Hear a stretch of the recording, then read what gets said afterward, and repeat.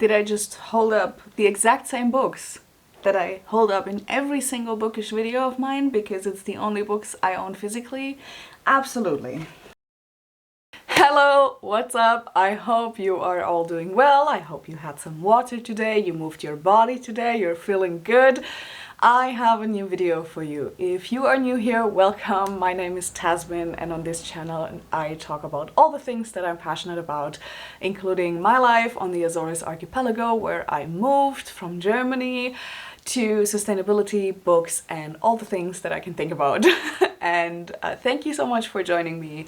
Today I have another bookish video for you, and that is the top of my TBR list, all the books I want to read soon. I used to have a German booktube channel way back in the day. Actually, it's this channel, and I just used to make German booktube videos on this channel many years ago. And back then I had like monthly TBRs and all that kind of stuff, and I don't really do that anymore. But what I do is I make, at the beginning of the year, I make like a list of the books that I want to prioritize. It is not a super set TBR.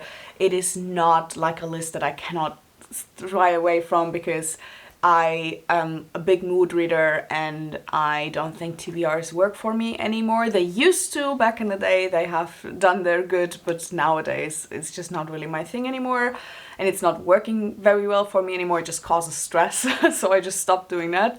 But I still would like to have like a list of books that I want to prioritize because I own so many books. Again, like not physically with me right now, but like on my e-reader and like where all my books are. I just own a bunch of books and I really want to like get through them. So in the beginning of the year, I look through all the books that I own and pick out a few that I'm like, okay, like I'm gonna put these in a list. So when I don't know what to read, I can refer back to that list and, you know, make things happen.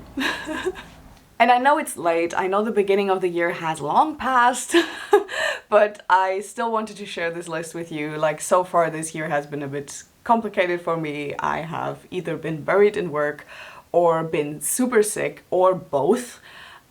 So there was just not a lot of room for creativity, reading, making videos, any of this kind of stuff.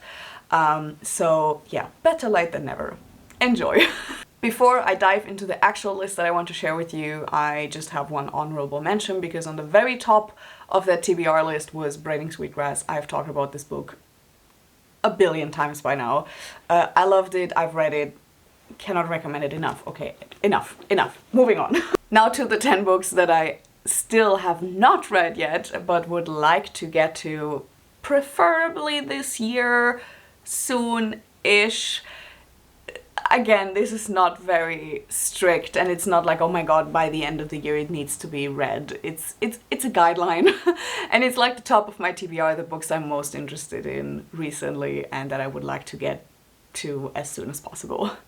The first book is the book All These Wonders, and this is a collection of stories by a project called The Moth. And The Moth is just a storytelling project where people go onto a stage and tell a real life story. And this book, and I think there's also a second book, I just don't know the name, they are basically a collection from some of the best stories from over the years that have been performed, and then they have been like written down and now collected into a book. And this book, All These Wonders, caught my eye because it has the subtitle like Stories about Facing the Unknown, and it has been on my list of books I want to read for such a long time. This book came out in 2017 and I think it has literally been on my list since the release. So for 5 years, oh my god, 2017 is 5 years ago, oh my god. And recently it was on sale on Amazon as an ebook and I immediately snatched up the deal, and now I'm currently reading it and I'm tremendously enjoying this so far, and I'm super excited to see where the rest of the book is going. But this is definitely, as soon as I saw this, I was like, I need to get to this. This has been on my TBR list, on my like unbought books TBR list for way too long, and as soon as I bought it I was like, okay, I need to start this book right away. The next book that is on my list is actually a book that I wanted to read last year and I just didn't get around to it, and that is, oh my god, what's the English title? The German title is Das geheime Netzwerk der Natur, and in English it is The Secret Network of Nature. I'm gonna put the English cover over here. But basically this is another book by Peter Wohlleben, who is one of my favorite nature authors, and this is a non-fiction book, how everything in nature is connected to everything else and to one another and to us. And it's very short, it's not very thick, and it's not like very heavy. It's also not written very big, so this should be over quick, and I really love his writing style and I really love learning more about this stuff. And so yeah, I really want to pick this up because I know I'm gonna love it. The next book I would really love to get to is Wild Seed by Octavia E. Butler. I've never read a book by this author, but I really want to. I've heard absolutely phenomenal things and I really want to get into it. And this is basically my starting point because this is the book that I own, that I have. But this book is also representative for the whole genre of fantasy and sci-fi. Fantasy and sci-fi, especially fantasy, used to be my favorite book genre, but in the last couple of years I've just not read a lot, and the little bit that I did read, for the most part, I did not enjoy as much, with like a few exceptions that I really loved, but like most fantasy books just didn't completely blow my mind.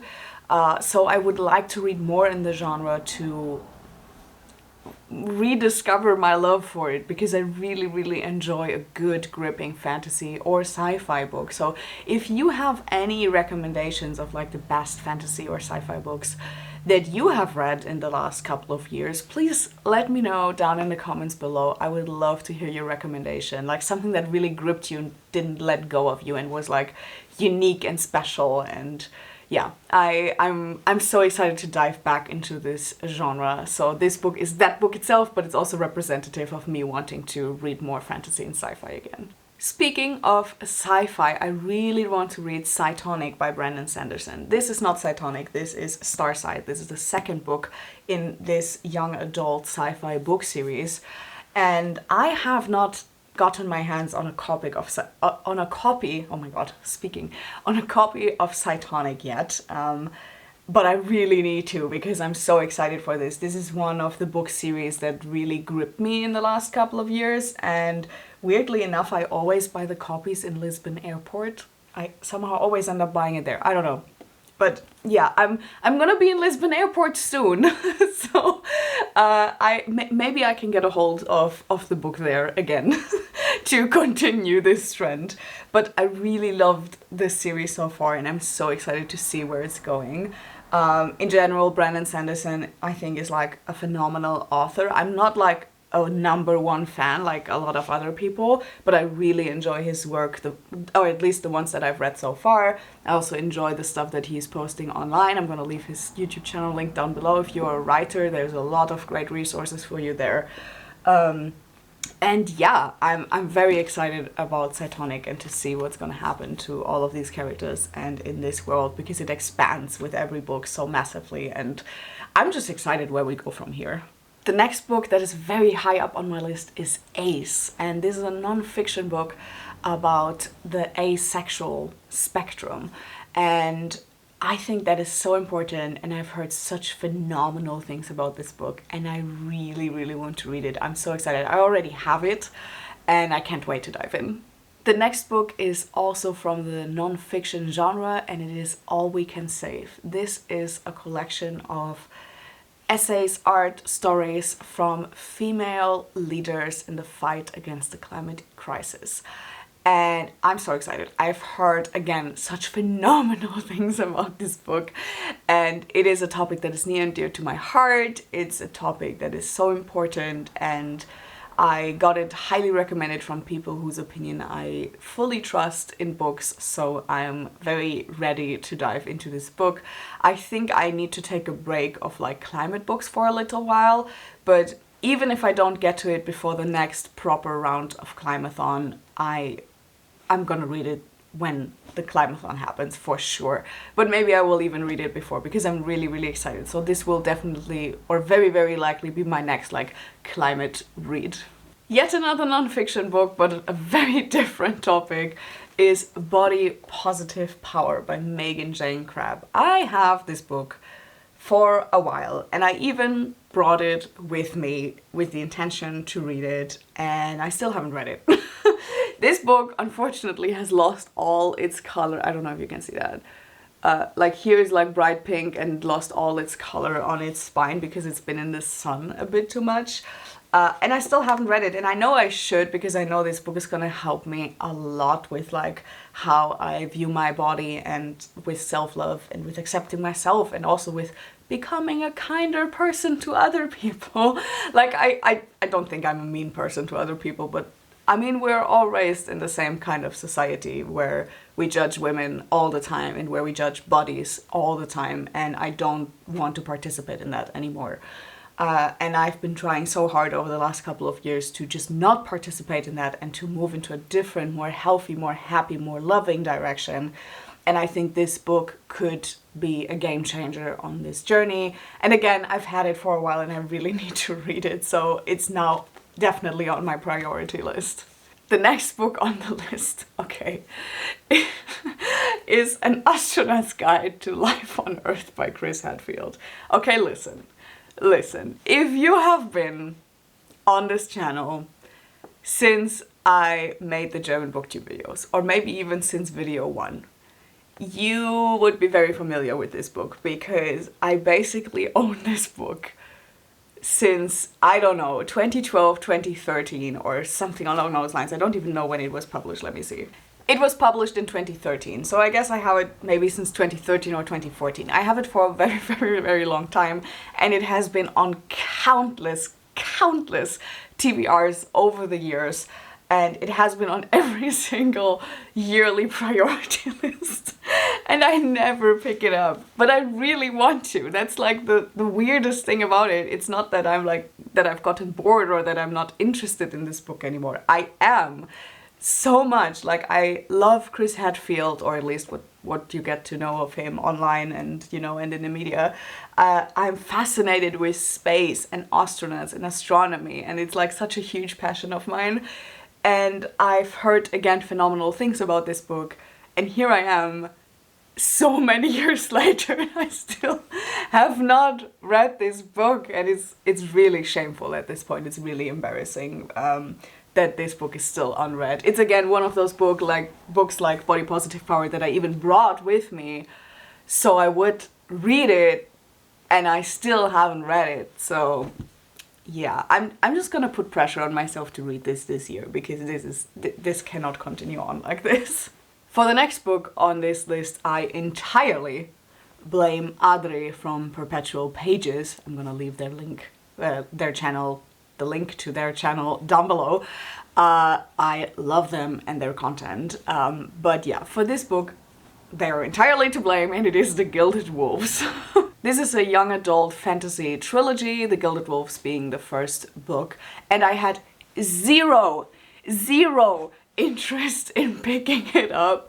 I always, you know, like sometimes when you watch booktube videos and like somebody talks about books and you just like zone out and you're like, ah yeah, it's not my cup of tea, whatever, even though you never really actually listen what the book is about. You just like, you have like a vibe and you just don't get the right vibe. I don't know how to explain it. Maybe some of you understand. And that was what happened for me with this book. I've saw a billion people recommend this and loving this book, and I was always like, meh, I don't care, like it's not my thing. I have like zero interest in this book. And then Adri raved about it and loved it, and for the first time I actually listened to what the book is actually about, and I was like, wait a minute, this sounds exactly like my cup of tea. This sounds right up my alley. And then I went online and I wanted to put it on my like wish list. I have a super long Amazon wish list where like I also like keep a lot of ebooks to see if anything is on sale and that kind of stuff. And I just wanted to put it on my wish list, and turns out the entire trilogy was on sale. So I bought the entire trilogy. So I really hope I'm gonna like this, because I bought all the books in the series, which I don't usually do. But I'm very excited and a little bit scared. And the final book on this list is Where Hope Comes From Nikita Gill. She is my favorite poet out there. I love her work.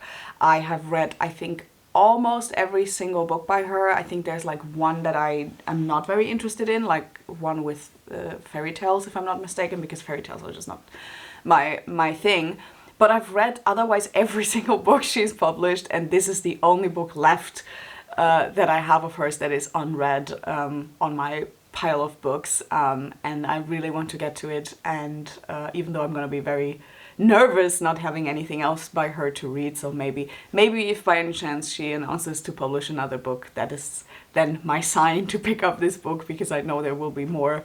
And yeah, I'm super pumped for this, and I think it is so good to have a book on your TBR where, you know, like if you feel bad and like your heart feels very bruised and wounded, that you have a book to turn to, that you know there's a book that you will love 100%, and that will, you know, wrap your heart in a little blanket, you know, and make you feel good and warm and fuzzy inside. And I know this book will be that for me. I really love her work. I've never like once even slightly disliked anything that she did.